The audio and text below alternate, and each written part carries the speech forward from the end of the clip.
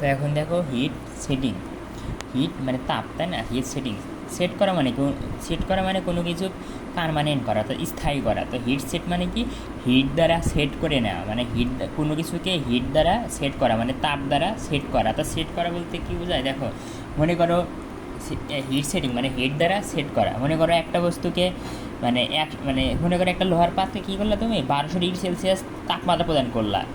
তার মানে কি, তুমি 1200 ডিগ্রি সেলসিয়াস তাপমাত্রায় ওই ওই জিনিসটাকে সেট করে নিলা, মানে ওই লোহার পাত্রকে সেট করে নিলা। এর মানে কি, এর মানে হলো তুমি যদি 1200 ডিগ্রি সেলসিয়াস বা তার কম তাপমাত্রা দিয়ে ওইটাকে উত্তপ্ত করো, ওই জিনিসটাকে উত্তপ্ত করো, ওর কিন্তু ওর আর কি দৈর্ঘ্য প্রস্থে কিছুই বৃদ্ধি পাবে না। আমরা জানি কি, তাপ দিলে পারে কি কঠিন পদার্থের কি হয়, সাধারণত কঠিন পদার্থের আয়তন বৃদ্ধি পায়, তাই না? কিন্তু এই যে এখানে 1200 বা তার কম দিলে আর কোনো আয়তন বৃদ্ধি পাবে না। তুমি যদি আয়তন মানে দৈর্ঘ্য প্রস্থ বৃদ্ধি করতে চাও, তাহলে তোমাকে অবশ্যই কী করতে হবে, 1200 ডিগ্রি সেলসিয়াস তাপমাত্রার বেশি কোনো তাপ দিতে হবে, ডিগ্রি সেলসিয়াস তাপমাত্রার বেশি তাপমাত্রায় তাপ দিতে হবে, তাইলেই ওর কী হবে, দৈর্ঘ্য প্রস্থ বৃদ্ধি হবে আর কি। এরকম। তার মানে হিট সেট মানে একটা জিনিসকে তাপ দেওয়া, কিছু না, একটা জিনিসকে তাপ দিয়ে সেট করে নেওয়া।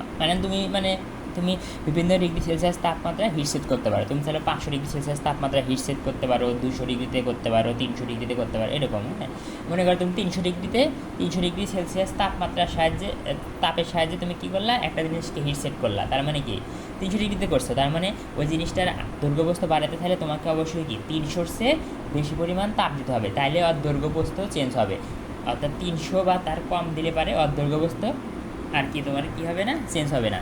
আচ্ছা, এই যে তার মানে হিট দ্বারা কোনো কিছুকে সেট করে নেওয়া, এইটাকে আমি বলতেছি হিট সেটিং। হিট সেটিং কেন করা হয়? তো দেখো, আমরা অনেক সময় দেখি আমাদের শার্ট প্যান্ট যদি শার্ট প্যান্ট ধুয়ে দেওয়ার পরে রোদে শুকাতে দিলাম।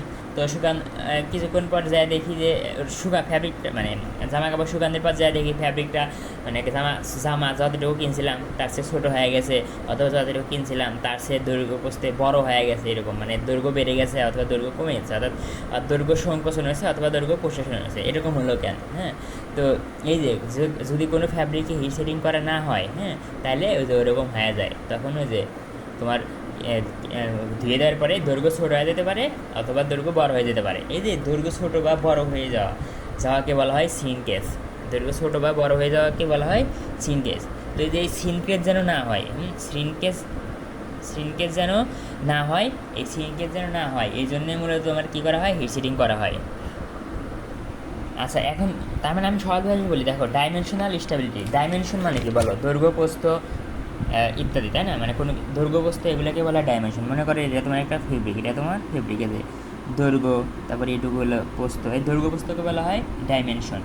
আচ্ছা, স্টেবিলিটি মানে কি, ধরে রাখার ক্ষমতা। স্টেবিলিটি বলতে বোঝায় স্বাভাবিক অবস্থা বা ধরে রাখার ক্ষমতা। হ্যাঁ, মানে দৈর্ঘ্য 5 মিটার আছে, 5 বছর 10 বছর পর দৈর্ঘ্য যেন 5 মিটারই থাকে, অর্থাৎ দৈর্ঘ্য পরিবর্তন যেন না হয়, মানে দৈর্ঘ্য কম বা বেশি না হয়, এটা হলো তোমার অর্থাৎ স্বাভাবিক অবস্থা ধরে রাখাকে বলতেছি স্টেবিলিটি। তো ডাইমেনশনাল স্টেবিলিটি কি? ডাইমেনশনাল স্টেবিলিটি বলতেছে যে দৈর্ঘ্য বস্তু যেন চেঞ্জ না হয়, অর্থাৎ তুমি যে কাপড়টা পানিতে পরিষ্কার করলা, এর ফলে ওই জিনিসটা যেন, ওই ফ্যাব্রিকটা যেন দৈর্ঘ্য প্রস্থ বৃদ্ধি না পায়, ওইটা হলো আমার ডাইমেনশনাল স্টেবিলিটি। ডাইমেনশনাল স্টেবিলিটি ভালো, তার মানে কি, ওকে তুমি পরিষ্কার ধুয়ে দাও বা যাই করো, ওর দৈর্ঘ্য প্রস্থ পরিবর্তন হবে না। আর ডাইমেনশনাল স্টেবিলিটি খারাপ, তার মানে কি, ওর দিয়ে শুকাতে দিলা, কিছুক্ষণ পর দেখবা যে দৈর্ঘ্য ছোটো হয়ে গেছে অথবা দৈর্ঘ্য বড় হয়ে গেছে।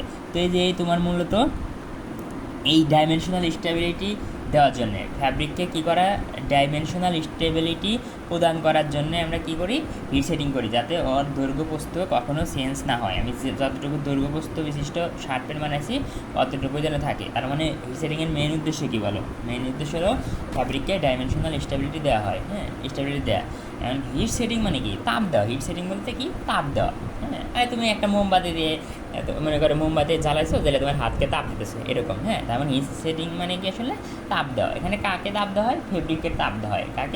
ফেব্রিককে তাপ দেওয়া হয়। এখন কোন যে এই হিট সেটিং কোন মেশিন, এটা কিন্তু পরীক্ষায় আসে যে কোন মেশিনের সাহায্যে তোমার হিট সেটিং করা হয়। এটা হলো স্টেন্টার মেশিনের সাহায্যে হিট সেটিং করা হয়। হ্যাঁ, এখন স্টেন্টার মেশিন অনেক বড়, এটা দ্বারা যে শুধু হিট সেটিং করা হয় তা না, এর মাল্টিপল ফাংশন আছে, মানে এটার দ্বারা যে হিট সেটিং করি তা না, হিট সেটিং তো করি, সাথে আরও অনেক কাজ করা যায় এই মেশিন দ্বারা। এই মেশিনটা অনেক লম্বা। হ্যাঁ, তো আমি তোমার ভিডিওতে দেখাই।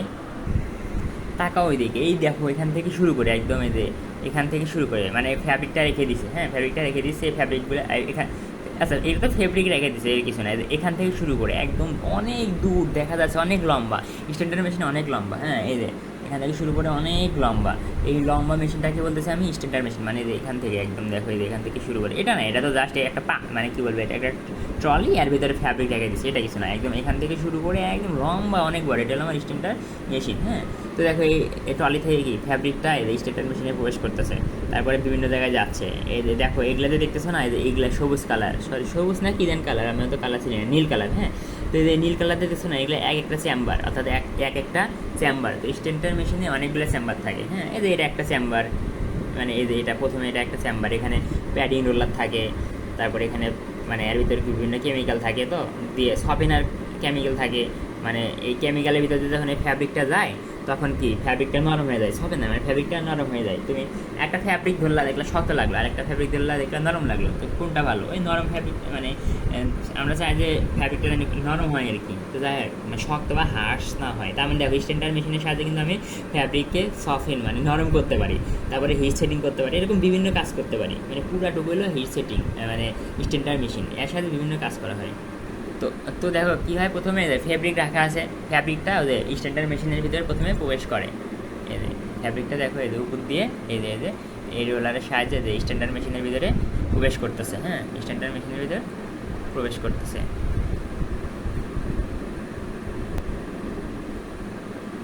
এদের বিভিন্ন রোলার টোলার আছে, মানে স্ট্যান্ডার্ড মেশিনের ভিতরে বিভিন্ন রোলার টোলার আছে যাইতেছে, হ্যাঁ মানে এখন ওই যে সরকার নেট চালু করে দিয়েছে, তো ভোলা হয়ে গেছে, ভালো দেখা যাচ্ছে না, কিছু করার নেই আসলে, মানে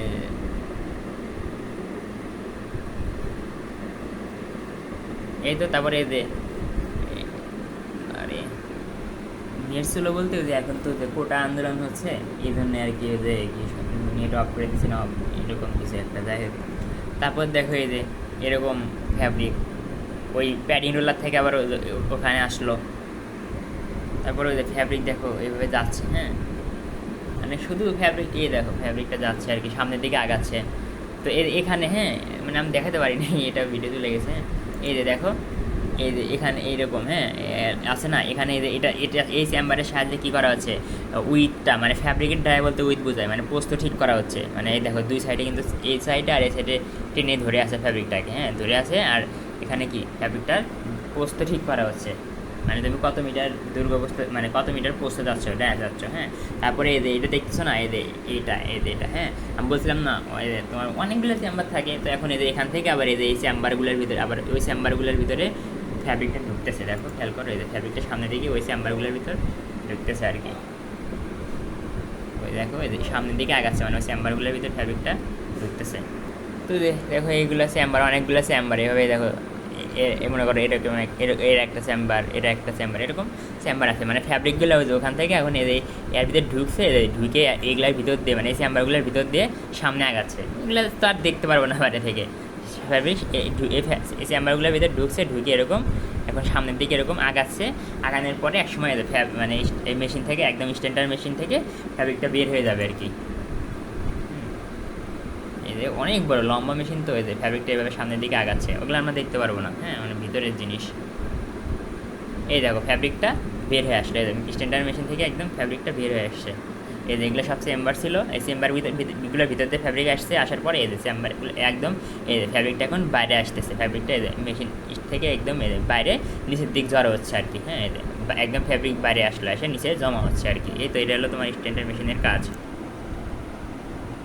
তো আমি তো তোমার চিত্রটাকে এমনি বুঝাই, এই যে মনে করে যে এটা হলো ট্রলি আর ভিতরে ফ্যাব্রিকটা ছিল, ফ্যাব্রিক এই যে এটা হলো ফ্যাব্রিক এই যে উপরে গেল, মানে এখানে স্ট্যান্ডার্ড মেশিন মানে এখান থেকে শুরু করে একদম এখান থেকে শুরু করে একদম এই পর্যন্ত, হ্যাঁ এই পর্যন্ত হলো আমার স্ট্যান্ডার্ড মেশিন, তাই না।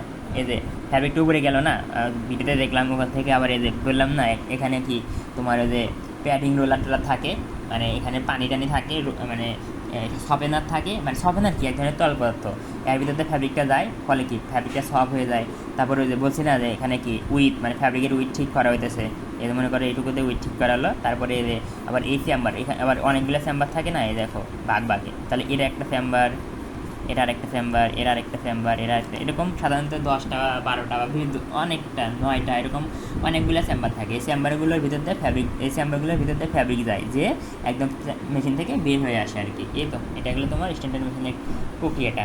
এখন কথা হলো অনেকগুলো চেম্বার থাকে, তো এক একটা চেম্বার এক এক কাজ করে। যেমন মনে করি এটা হলো আমার কি হিটিং চেম্বার, এটা হলো আমার হিটিং চেম্বার, হ্যাঁ।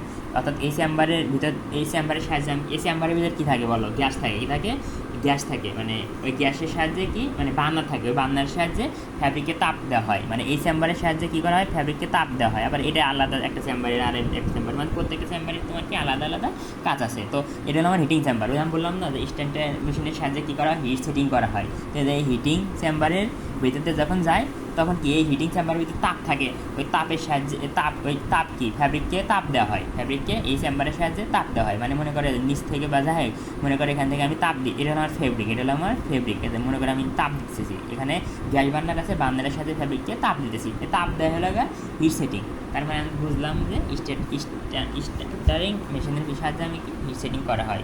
এই তো গেল। আরে এই চেম্বার এগুলো আমাদের জানা লাগবে না।